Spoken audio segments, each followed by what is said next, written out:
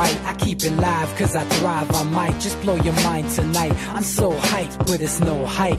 From this height, it's direct hits on sight. I'm your type, lend me your ears to show you that there's something in me. I'm not giving up, I'm standing right here, holding these days hostage. And I'll make this my year. We turning fear into love, and the love's in the air. I love doing this cause nothing compares. Nothing can share that same type of feeling when you feeling them flares. They can't catch it, it's havoc. I rip to a tear, switch the scenario. My stereos, I leave them impaired. Variables start to change and they're all in my range. I just gotta grab it, it's all mathematics. Every step is drastic, I make it fantastic. I'm trying to take your breath away. Asthmatic. This is live through the stereo. Go and let it blow, blow through the stereo. I'ma let them know through the stereo. Yo, here we go through the stereo, stereo. This is live through the stereo. Go and let it blow, blow through the stereo. I'ma let them know through the stereo. Yo, here we go through the stereo, stereo. Yeah, just nod your head with it, so explicit and vivid. Every image is intricate, intimate. I put my all into it, no scrimmage and no rules. I'm a pro tool, hear my heartbeat, beat into the vocals. I'm so no-go, lost my mind, oh no. It's ponderoso, dope, so no overdose, cause it's dope, yo. Man, this is house grown, mixed with some milestones. So I let the style flow down like the Dow Jones, bringing it with some foul tones, letting the crowd know we getting loud, so it's eardrum rudiments. Yeah, we bring it rude again. Move, little hooligan. Music for tuning in, full time to the 10. I'm on my clock like I told you. I'm doing this for dreams we pursuing. Hey everybody, welcome back to the Anti-Media Radio Show. Once again with your host Nick Bernabe here on UCY.tv and the antimedia.org/radio. Really happy to be alive and well on this Monday, August 14th, 2017, and holy shit, what a crazy weekend this last weekend was. Just things are accelerating and moving quicker, and we're starting to see some of this civilization decay, I guess you could say. Of course, not all is lost, not all is bad, but what we witnessed this weekend was just the ugliness on display, and it's we can no longer be in ignorance of what's playing out here in the United States, or somehow deny it or act like it's not happening, ignore it, hope it's going to just go away, while at the same time confronting it brings more publicity to it. We're kind of stuck between a rock and a hard place, is the most simple way of putting it. But it's ugly out there. Somebody died. Somebody was killed in an act of political terrorism by what appears to be some type of white nationalist dude, neo-Nazi, Nazi fanatic, according to his teacher. Dude had a history of violence, beating up his mom. And he drove his car right into a crowd of people. That was real nasty, real nasty. And of course, these dudes are out there marching to protect an inanimate object, a statue. And of course, the counter-protesters made up of various leftist groups, I guess you would call them. Everyone's talking about Antifa. I didn't even see that many Antifa out there. I saw a bunch of pissed off progressives, left-wingers and stuff. There's a civil war brewing in the United States. It's still in its infancy. But, we brought Justin King on the radio show shortly after Trump was elected, and we kind of been talking about this stuff ever since, about the cycle of insurgency and how the U.S. is kind of headed for this rough patch, I guess you could say, a moment of reckoning. People are looking in the mirror. People are trying to figure out what the hell's going on. People can't understand that there's Nazis walking around in the streets of the United States. People can't understand that these Nazis see themselves as patriots and as true Americans. people can't understand that leftist groups are going out and trying to violently stop these people from organizing and giving speeches and stuff. I mean, this is a really incendiary and complicated situation, and to layer everything else on top of that, we're dealing with a ridiculous amount of foreign policy stuff going on as well, with North Korea, with Venezuela, with Russia, Ukraine. Syria is finally cooling off a little bit. Refugees are finally being allowed to go home because the Syrian government has taken back control of a lot of the country, and Aleppo, and a lot of people are moving back in.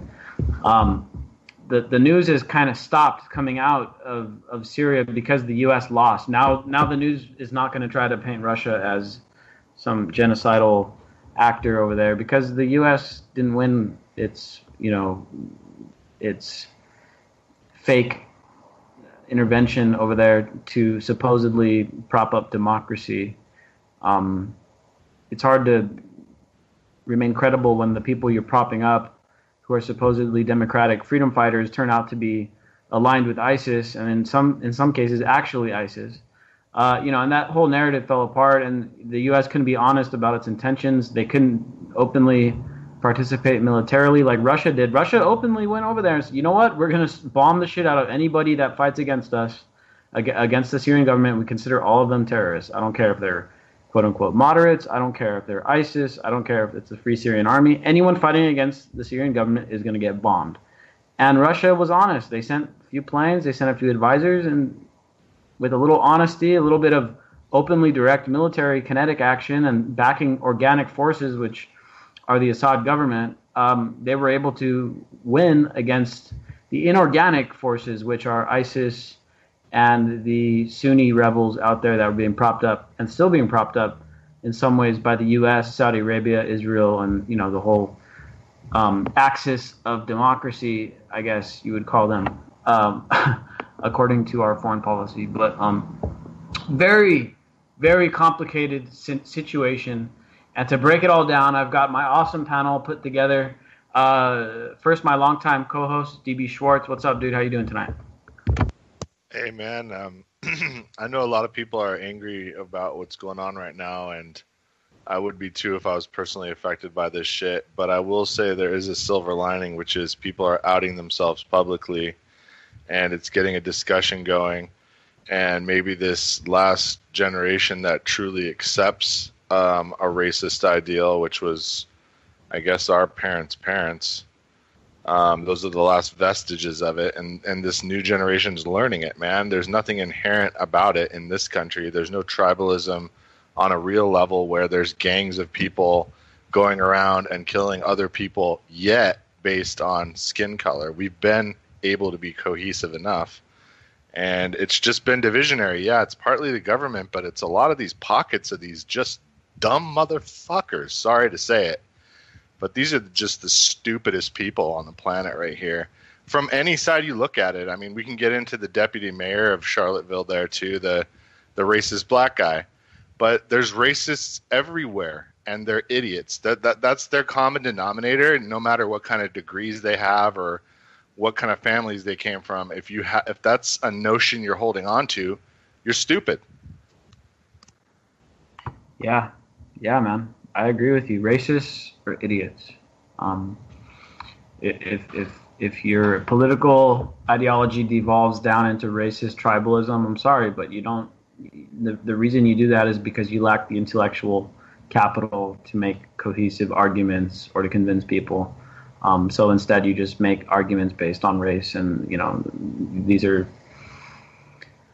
sophomoric at best. And you see weird scenes like Nick. I was at one of the solidarity things up here because it's literally, I biked there, so it's literally right by my house today, right in it's a community called Seward up here in Minneapolis, where they had this there was a guy that showed up who was a black guy who was spouting off white devil blah blah blah, and another black guy beat the shit out of him and said, "Get the fuck out of here, dude. Like, what the fuck are you doing? Like, we're not here for that." And that's the thing, is even if they're not paid by the government, there's just idiots out there, agitators, and these people are just going to get beat down, and maybe that's a good thing. Useful idiots, right? Useful idiots, definitely. A lot of useful idiots out there. And the sad thing is that, a lot of these white nationalists, racists, Nazis, and, right-wingers, I don't know, the whole thing was called Unite the Right. It looked more like a Unite the White type of rally to me, made up of mostly racists and stuff. It was sad, dude. A lot of those guys out there were young kids, 20 years old, 22 years old, 19. They look like they're fresh out of 4chan with their, Pepe the Frog profile pictures and shit. It's sad to see young, fighting-aged individuals out there fighting for an unjust cause, or fighting for this, just like you said, idiotic cause. Dude, they're getting them prepped up, Nick. Don't you think they're getting all these dudes riled up, and then they're going to give them a common enemy soon here? Yeah, dude. And it's even more sad considering all the things that we know and we talk about on this radio show, all the evils, all the messed up things. I mean, just the out of control police is the most obvious thing that's in our face every single day. There's so many legitimate things to be concerned about, and we need fighting-aged young men to be out there and turn themselves into, I hate to say it, but cannon fodder of the revolution if they were fighting for a just cause. Instead, what we're witnessing here, and this is, again, something we've been talking about for a while here, is the fighting-aged youth are being weaponized against each other instead of against the state apparatus, the oppressive, parasitic classes of the ruling system. And what did the police do? If anybody wants to know how the state would react in your protection, there you go. Yeah. I saw one interview, this Unicorn Riot, awesome news outlet, by the way. They get a lot of raw footage. Yes, they are far to the left, so, if you agree with that stuff, cool. If you don't, just be aware of it. But they're a great news outlet. They do a lot of raw footage. And the guy was giving an interview, and he was saying that, he saw the cops wave the guy through, the guy driving the gray car that rammed into people. I don't know if it was just a simple mistake. I don't know what it was, but the cops had that whole area blocked off. It's not like these guys were just walking through traffic. That's not what was going on. And that car was so tinted, and I still have yet to see a clear picture of the guy head on. It's obvious that it's the same shirt, but you can't see the face. And, nobody was able to actually capture this guy. I think I sent you guys a thread about it where people are saying, how the guy drove and everything. Now they're saying, oh, it could have been a car that got hacked. I'm like, nah. I'm thinking this guy was, actually just kind of, mind wiped. He had no idea what he was even doing. I mean, have you guys seen any of his statements? No, I haven't yet. He's incoherent. He doesn't have it's unintelligible what he's saying. He's just mumbling and shit. There's a lot of people like that online these days. People that you can't even understand what they're saying. Yeah, YouTube comments, right? The dude was I don't know. He went through training in the army, in the military, and then they released him after training. I guess he was unfit to serve. And like I said, he had a history of abuse, beating up his mom, threatened her with a knife.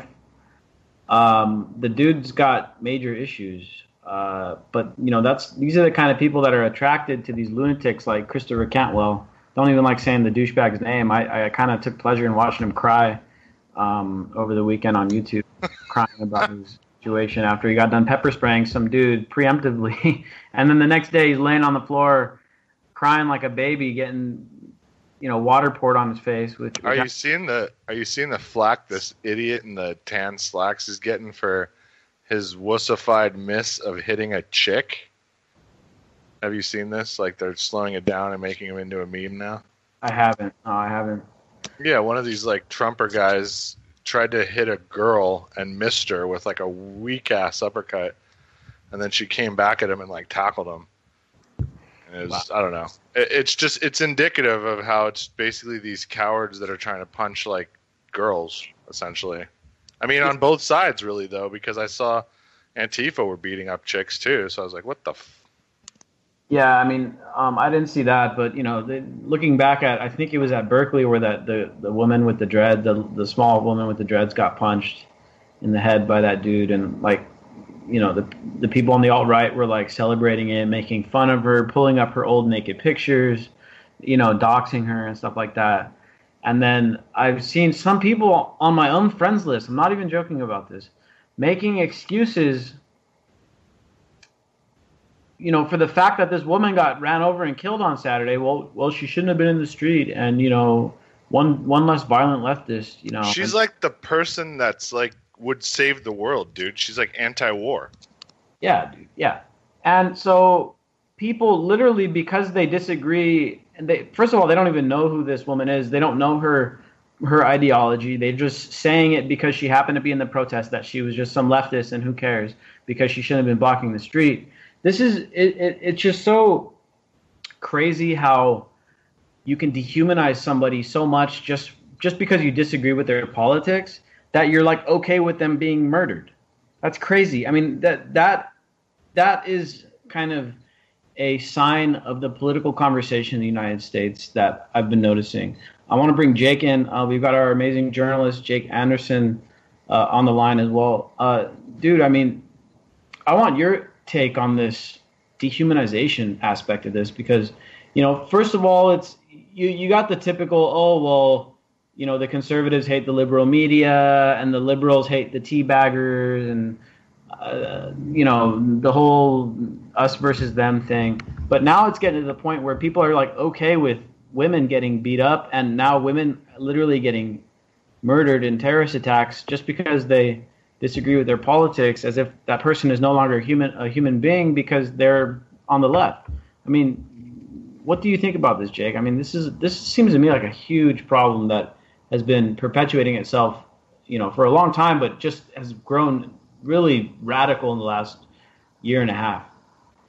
Yeah, I mean, it was a weird, tragic weekend, and I don't know. I mean, there's so many different ways to interpret this. I mean, the most logical one right now is to start drawing some lines of demarcation between, in my opinion, the differences between the alt-right and the Antifa. But that's a contentious issue, but I do think we have to start looking at the different ways, the different reasons they're protesting. But I think more importantly right now, we're at an inflection point, historical inflection point, where I think everyone is starting to realize collectively that we're surrounded by terrorists. And it's not Al-Qaeda anymore. It's not ISIS. And nor were those two ever really our biggest threat, it turns out. It turns out the biggest threat was always right here. And it's not just racism, it's imperialism, militant police, which is a form of terrorism, the imperialist racist wars that have been going on and supported by many on the left. I got into a pretty vicious debate online over the weekend with some of my neo-lib friends. And I think we have to start, I think before anyone can claim to have the moral authority to denounce the death domestically of someone involved in something like this, I think there's a larger soul searching that has to be done, which is the normalization of violence that has come about via the imperialist wars in the Middle East recently, as well as the militarized police, all of which militarized police disproportionately killing black people. These are all examples of racism and justified racism justifying violence. So what we're seeing here is more simply the insertion of a new domestic terrorist group within that equation. And unfortunately, I think this is going to get a lot worse. And I think we'll probably look back on this and say, man, remember when it was just a car killing one person? As tragic, as horrible as it is, I feel so awful for for the girl who died and her mom. But unfortunately, I think this is the beginning of a much larger thing. And I really, truly feel like until people come to terms with what this country has become outside of white supremacy and white nationalism, it's going to be hard to have the moral authority here. Everyone knows racism is bad. Everyone knows genocide is bad. These groups have always been here. They're just, they feel compelled to come out into the open now. Neo-Nazis have been marching for decades, right out in the open. It's just a very contentious landscape now, and it's one in which violence has been normalized. And I think we have to come to terms with that. Yeah, true, man. Very true. And we've got to ignore the race baiters on all sides. I'm starting to just see it, and it's like some of these people just need to shut up. Stop politicizing it. People have died. Like these groups, everybody that was at that thing should just be. I mean, there's facial recog for a reason. Just find out who they were. I mean, just find out who they were and why they're doing what they're doing, and just break it up. I mean, they break it up all the time. They break up the Black Panthers all the time. They could break up any group. Yeah, I want to talk a little bit about some of the stuff that I've been seeing, just through the back end analytics on the anti-media and some personal stuff. First of all, it's hard for us at the anti-media because it honestly doesn't pay to be principled. It doesn't. It actually costs us. It costs me personally to be principled because we lose traffic. We lose visitors on our website by remaining critical of the government. When and we all respect you for it, man. When in the lead up to the election, we were extra hard on Hillary Clinton because Hillary Clinton has a million pounds of baggage, and Hillary Clinton has more blood on her hands, probably more blood on her hands than Donald Trump has up to this point so far. I think Donald Trump will end up having more blood on his hands, but Hillary Clinton still has more blood on her hands than Donald Trump does. We were really hard on Hillary Clinton, but we were also really hard on Donald Trump. And after Donald Trump won the election, we remained hard on Donald Trump, and that cost us a lot of followers. A lot, and you still go on our comments on the Anti-Media Facebook page, and you'll still see the people on there. Anytime we criticize Donald Trump, this is fake news.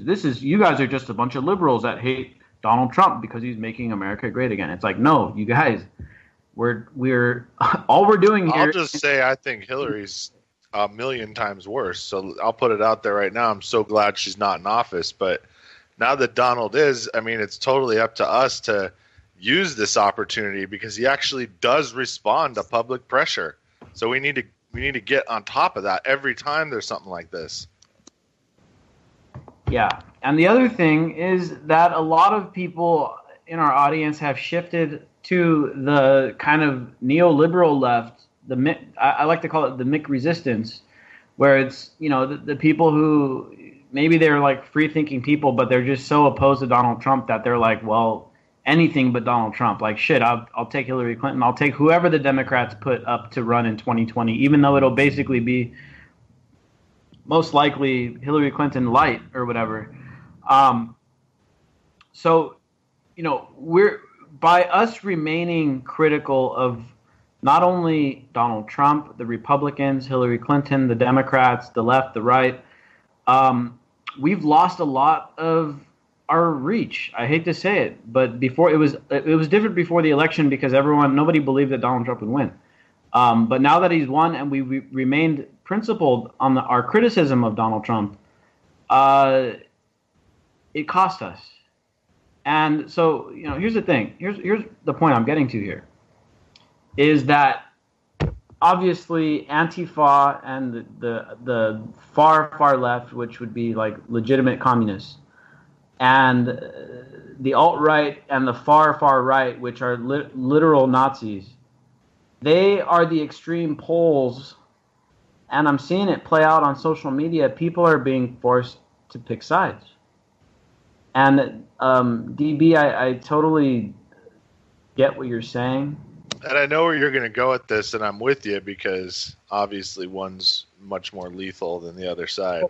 What I'm saying is, I get what you're saying, that these guys are the minority. Like, these guys are a tiny minority. Like, how many neo-Nazis are in the United States?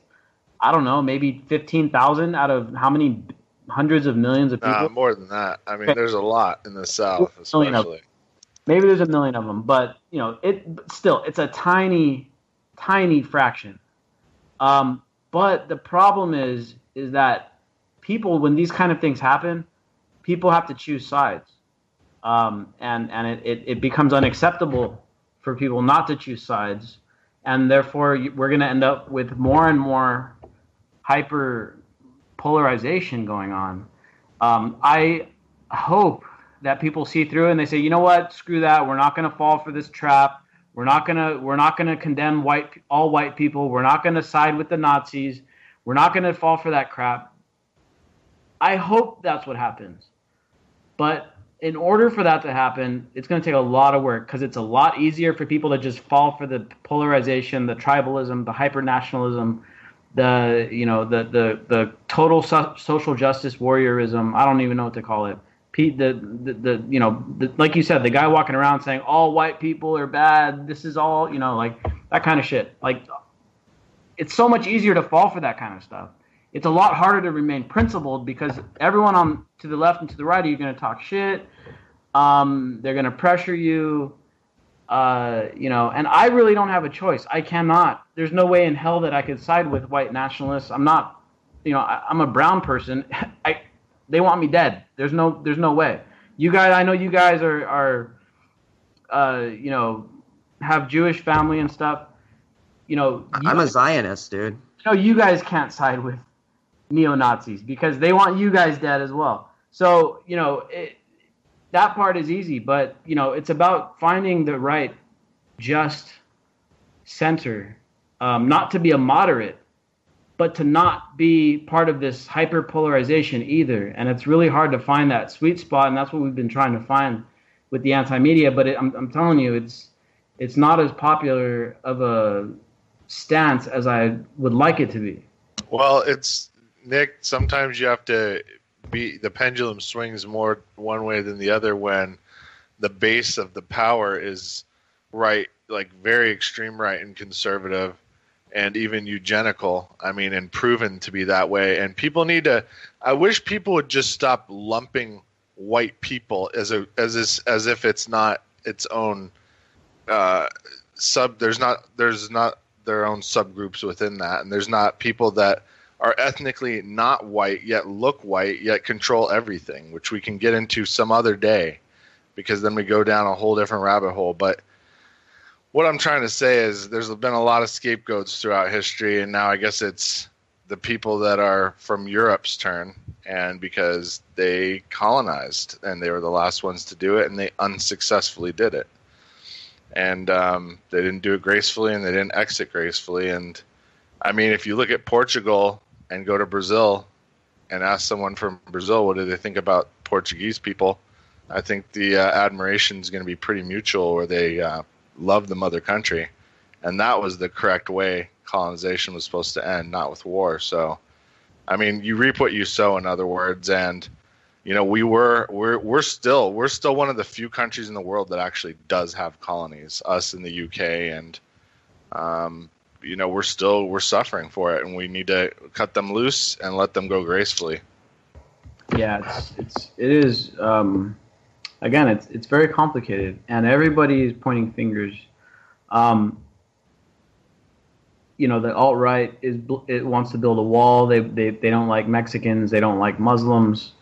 The SJW crowd on the extreme, wants to condemn all white people. Everybody's pointing fingers at each other. But just remember that only 30% of Southern whites owned slaves. Just remember that. So 70% didn't, and then they fought to kill those people along with the North. They got the poor white people who didn't own slaves to go fight. A ton of them did. Sent them off to go die. Yeah. You know what I mean? They died. So. Yeah. And then and honestly, if we really want to look at a historical context, in Vietnam, there was this there was something happening where the black and white men that came home were brothers, and they just had to break that up. And that was, I mean, you can look at the movie Detroit that's coming out about that, where they just had to, they could not have the working white and black men just ganging up with all their military experience and making a just world when they came home. They could not have that. Yeah, there were several instances in U.S. history where the ruling class purposely tried to pit the working class people, white and black and Native American, and just everyone that's a working class. They try to pit them against each other based on race. That's taken place several times throughout U.S. history, and I wouldn't doubt that they're trying to do that again now. But Jake, I want to ask you, and I know this is a really complicated question, but I've been following politics really closely for the past 5 years, 6 years. And I paid attention pretty closely before that as well. I've never seen a time where there was this much unrest in the United States. The last few years of Obama's terms, with everything going on in Ferguson, the police brutality, and now all this stuff going on in the age of Trump. What do you think is causing this strife? Jake, you there? Yeah, I'm here. I'm sorry. What the overall strife? Yeah, man. I mean, what do you think is causing all of this unrest? I know it's a complicated question, but yeah. Well, I mean, that's my opening statement was kind of about that, which is that we've normalized violence on a cultural level to where people don't. For example, the left has completely internalized and forgiven these imperialist wars abroad, which are based on racism, based on American exceptionalism, which is that it's okay for us to go kill brown people because we're American and we do what we want, and it's not as bad of a crime as, we can kill 1.6 million of them, and it's justified because they killed 3,000 of us. That's a very extreme position, but that's part of our cultural identity now. People, and I get into arguments all the time with people. I was literally called a white supremacist over the weekend because I suggested that the left should work with the libertarian right. Of course, at first I misspoke and said the alt-right, and my hysterical friend immediately jumped on me. I meant the libertarian right, dude, the libertarian right. And so I got called a white supremacist simply for suggesting that people who agree on stopping war and the war against whistleblowers and the drug war and shared issues like that work together. But they don't even want, I was called a white supremacist simply for suggesting that we work with people we disagree with, even if those people might have voted for Trump, which of course is a very problematic vote right now for many reasons, but mostly because Donald Trump has very clearly indicated that he understands that his re-election depends on keeping his base, and unfortunately a fairly substantial part of his base is at least willing to tolerate these kinds of things that we saw over the weekend.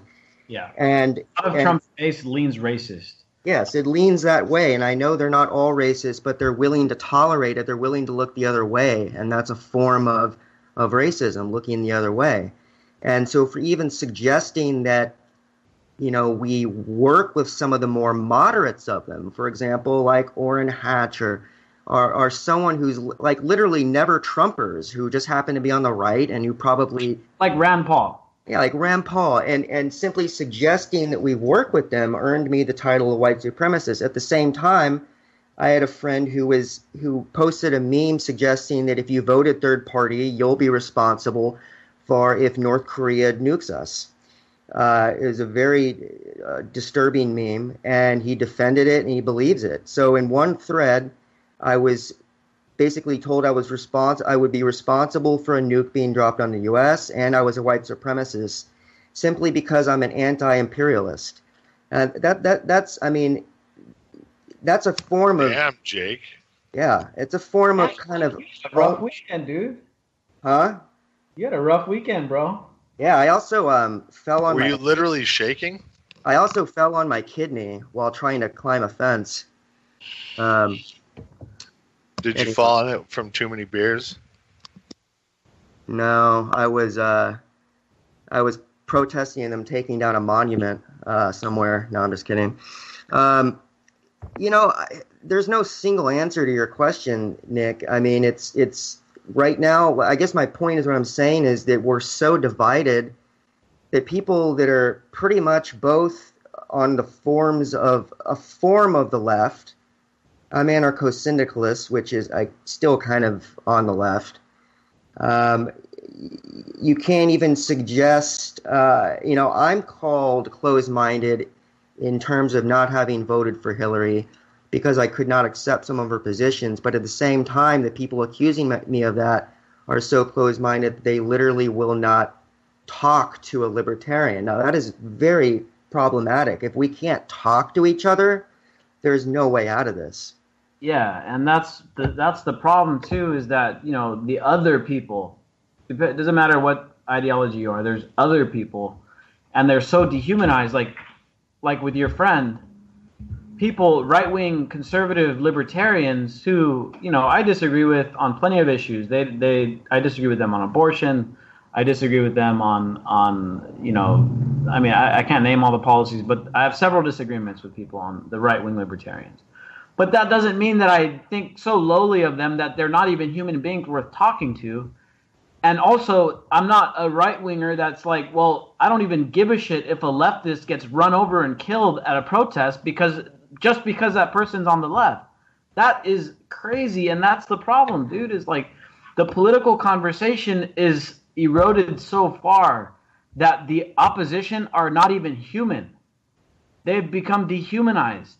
It's the same thing that went on with the whole war on terror, like you said, when they dehumanized Muslims to the point where, shit, Muslims aren't even human beings anymore. The ones that die on our bombs they're all terrorists. They're not even human beings.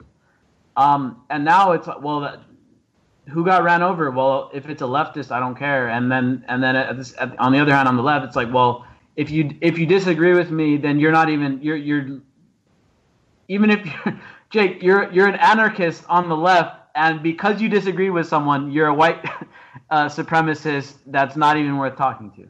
So, I mean, the problem is not that we're not having a good conversation. A conversation is not even possible. We cannot have a political conversation at all anymore in the United States. You know what went on this weekend? That is what we're doing now politically. We show up and we beat people up and people die.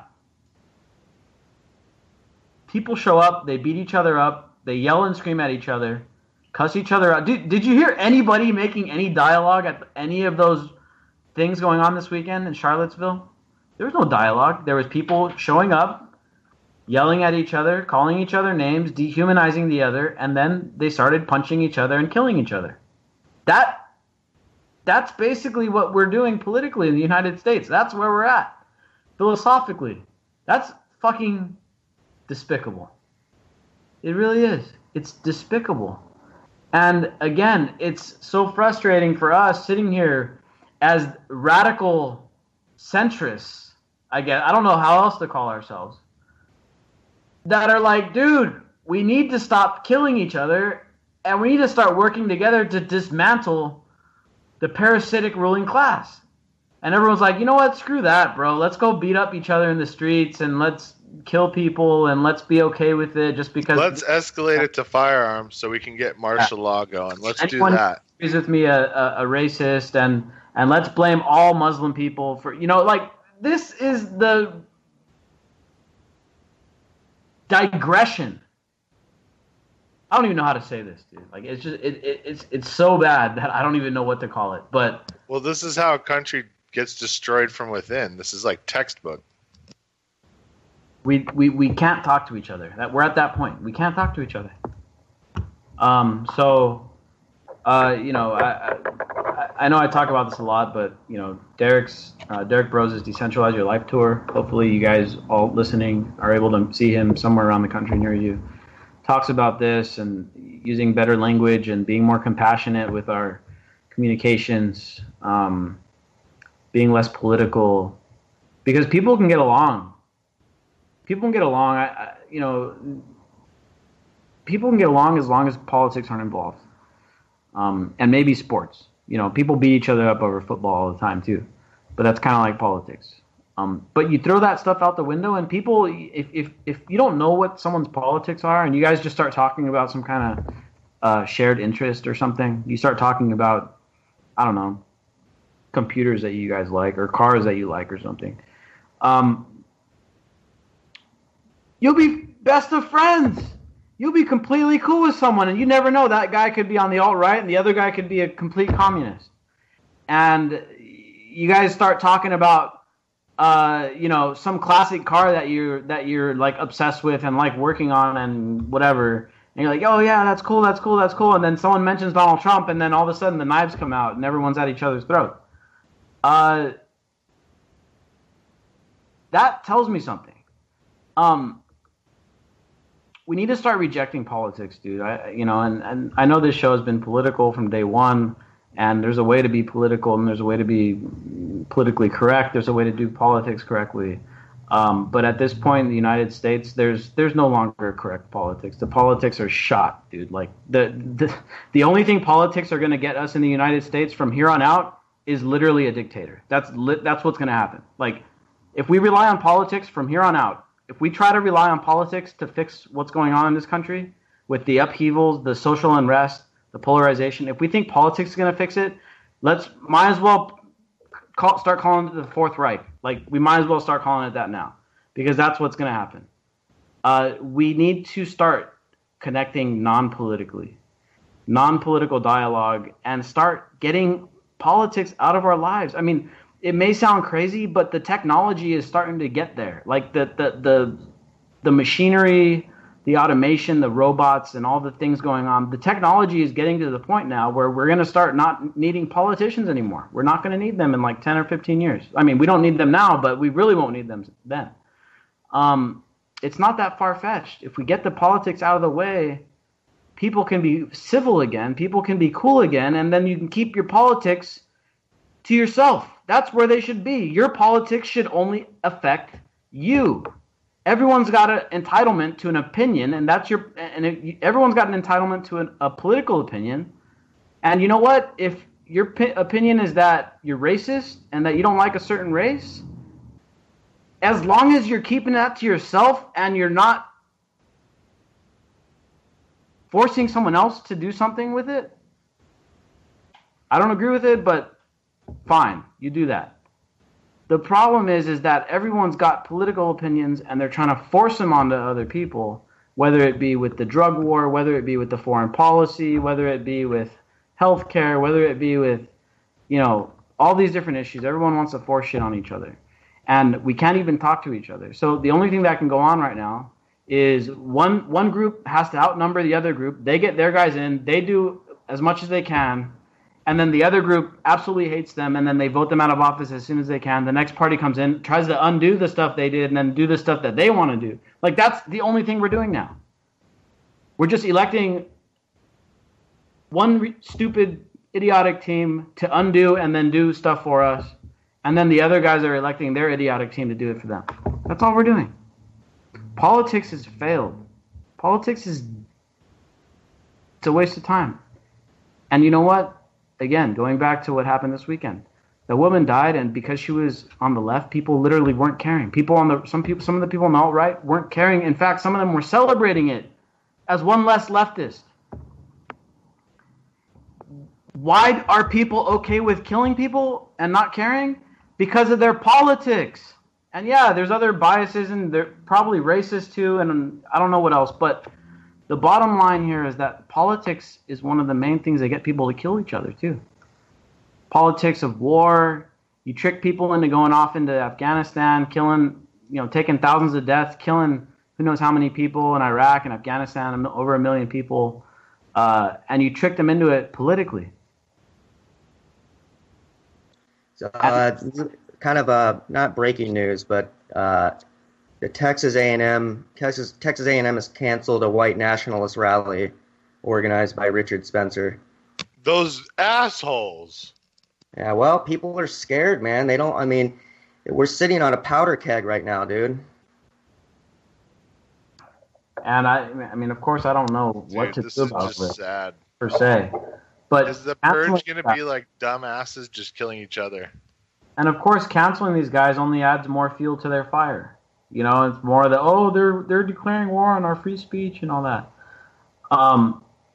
You know, and so it's not an easy situation to deal with. And if we were smart, we'd be looking at underlying issues. Why are these things happening?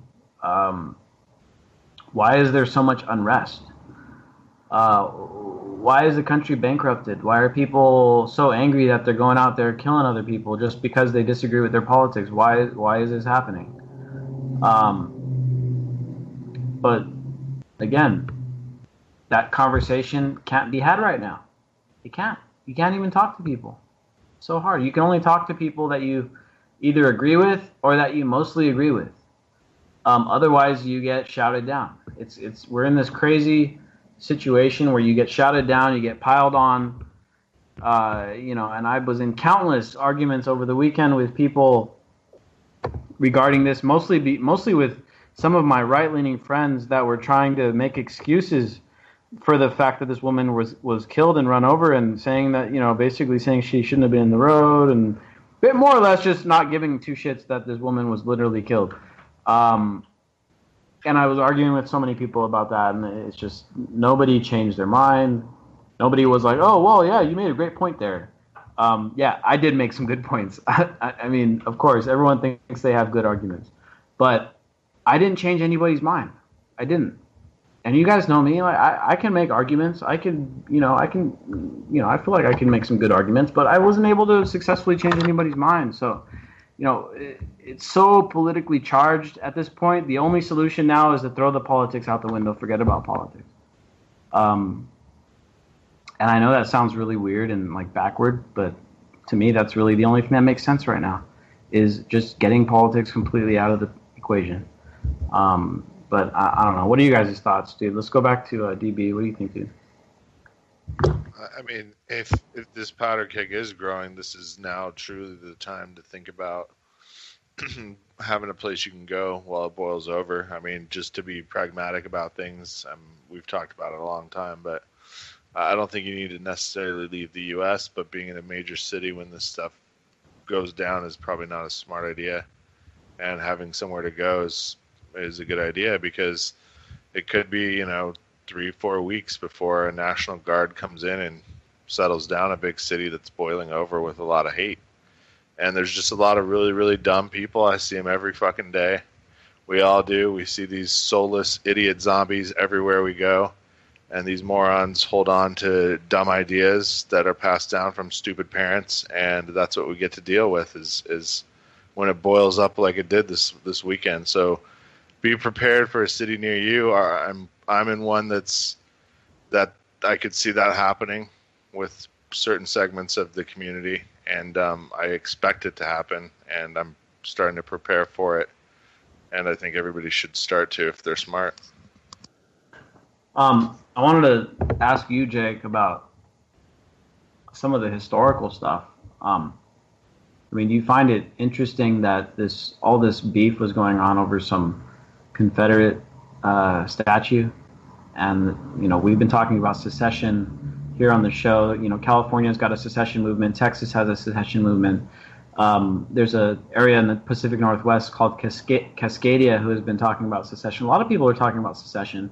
In fact, just this weekend, there was a conference in San Francisco called the Startup Societies Conference or something like that. But there's people, and a lot of these are like venture capitalists and Silicon Valley billionaire dudes that are like literally trying to start up their own little countries. And they also have this idea called seasteading, where you're making like floating city-states out in the middle of the ocean and stuff like that. People are really fed up, and the big money too, the big billionaires are fed up with politics, and they're getting sick of it. But a lot of this stuff seems to be rooted in historical stuff with the Civil War, and it's a lot of that same ideology still existing. I mean, they fought a war over this. It was America's most deadly war was a Civil War. Over 1 million Americans, over 1 million American casualties. The deadliest war, and look, what has been solved? Like, the dudes are still at each other's throats. They're still out there beating each other up and killing each other. Yeah. Yeah. Well, I mean, think about it. Also, we're in an age in which we expected, ubiquitous internet and supercomputers at the tips of our fingernails. We expected the human race to collectively ascend and move past our old biological grievances, but unfortunately that doesn't, we're finding out that it could take generations and generations and generations to get hate.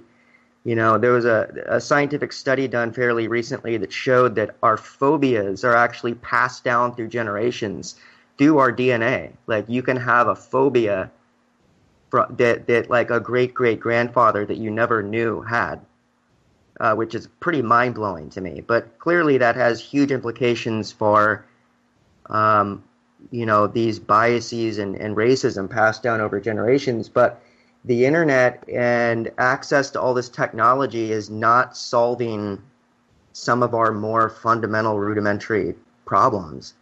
And we're going to have to find a parallel way to evolve besides just technology. We need an evolution of the soul, and I don't mean that in a religious way. Well, sort of, but mostly I mean in an evolution of emotional intelligence on how to deal with each other on the planet. And until that happens, it doesn't matter how advanced. I'm writing this thing about Musk right now and what he's doing, what he thinks is going to happen with artificial intelligence. And at the same time, looking at all these just absolutely retrograde actions going on. And it's incomprehensible to me that 15 years from now, we could have an AI super race going on. At the same time, humans still don't know how to love each other. It's just mind-boggling. It'll be. Hopefully we can find a way to grow up a little bit.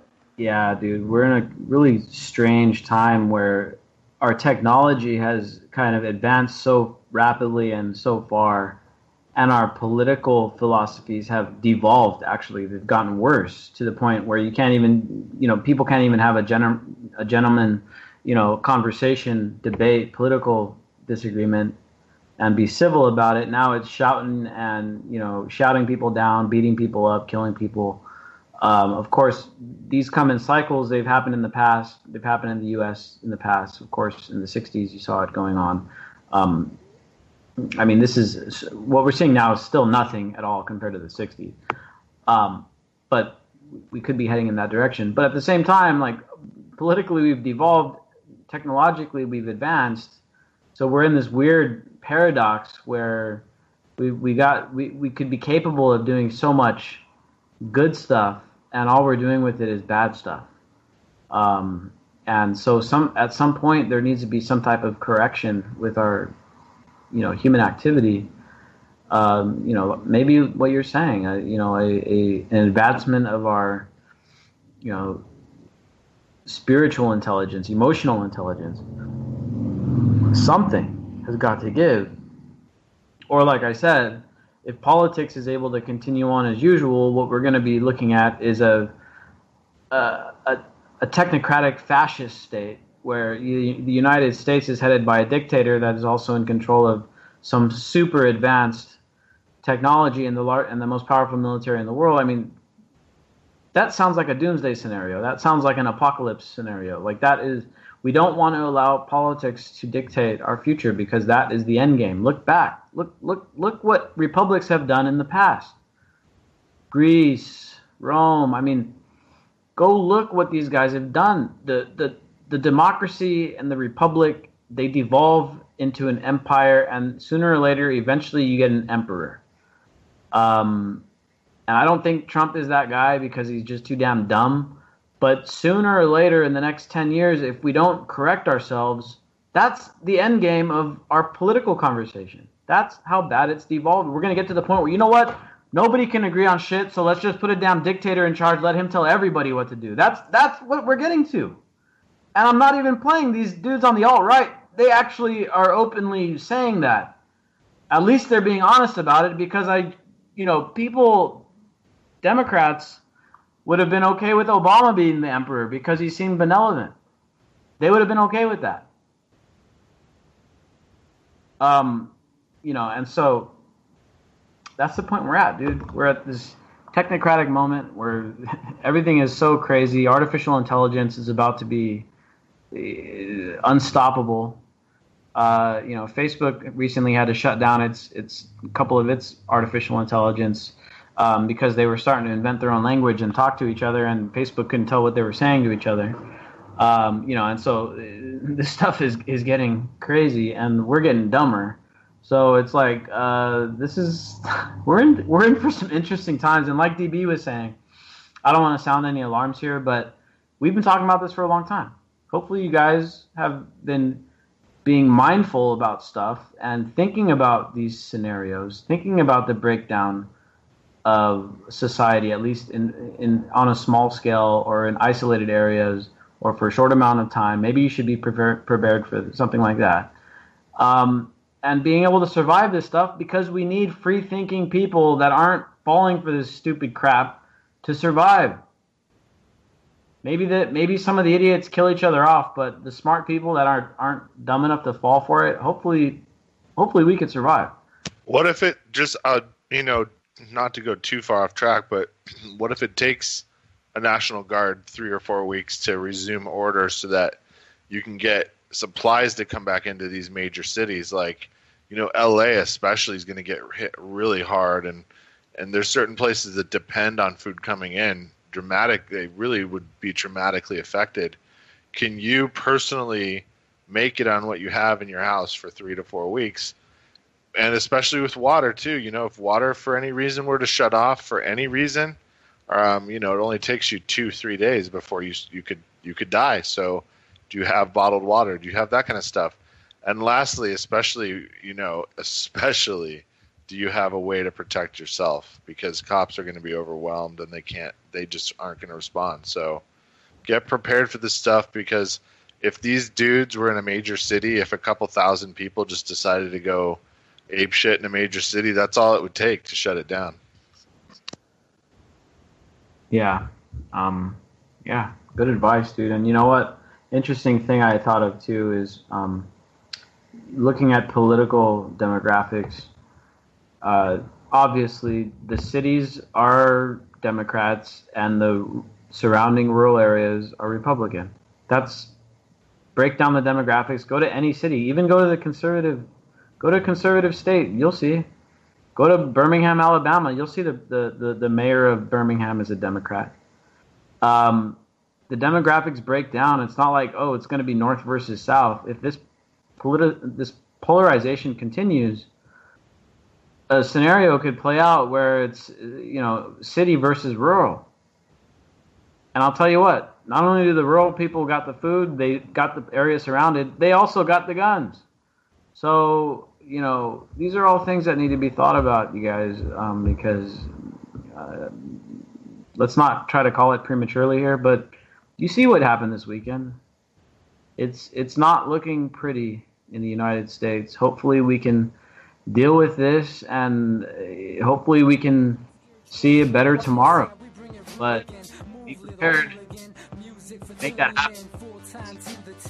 I'm on my clock like I told you. I'm doing this for dreams we pursuing, but call it a reality, cause there's no illusion. This is live through the stereo.